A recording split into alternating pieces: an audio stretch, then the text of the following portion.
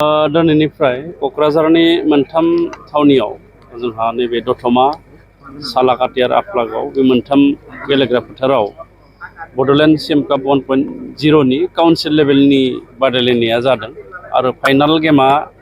फैबाय थानाय जुलाइ दाननि 15 खालाराव क'क्राझारनि साइ स्टेडियामाव जागोन आरो दिनै नैबेहाय दतमानि बे गेलेग्रा फोथाराव गेलेजेन्नाय हिसाबै गरेस्वर आरो सालबारि बे मोननैनि गेजेराव गेलेगासिनो दङ आरो जोङो गोजोनदों दिनै गिबि खेब बे बड'लेण्ड सिएम कापखौ खुंनायावनो जोंनि ओनसोलनि गोबां रायजो राजाफ्रा बे गेलेनायखौ खुंनायाव मददथि होदों एबा नायनो थाखाय फैदों गेलेगिरि बिथांमोनखौ थुलुंगा होदों आरो जोंनि गेलेगिरिफ्राबो गामि लेभेलनिफ्राय एबा VCDC लेभेलनिफ्राय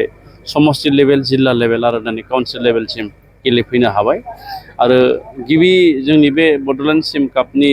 जागायजेननायावनो हादरनि गिबि मन्थ्रि गाहाय मन्थ्रि बिथाङा गावनि मन कि बातआवबो मोनसे बाथ्रा लाखिनानै बे गेलेनायखौ हादोरनाङारि खालामनायाव मदद होबाय दा बेखायनो जोबोद गोजोननाय मोन्दों आरो जोङो मोनसे थांखि लानानै जिहेतु बे गेलेनायखौ खुंदोंमोन जे जोंनि गेजेराव गेलेनायखौ आरोबाव जोलुर गेलेनायखौ आरोबाव मुंदांखा खालामनो आरो जोंनि गेजेराव गेलेगिरि सोरजिनो थाखाय आरो जोंनि लाइमोनफोरनि गेजेराव खौसेथि अनलायनाय आरो बादायलायनायनि गोसो सोमजिहोनो थाखाय बे गेलेनायखौ बिटिआरनि गाहाय मावफुं सोद्रोमा मुश्री प्रमद बर' बिथांनि सानखांथिजों आरो बिथांनि अनसुंथाइजों बा बिथांनि हामलायथिजों बे गेलेनायखौ खुंबाय थादों बेखायनो बाहागो लानाय साफ्रोमखौबो आं साबायखर जासिबाय।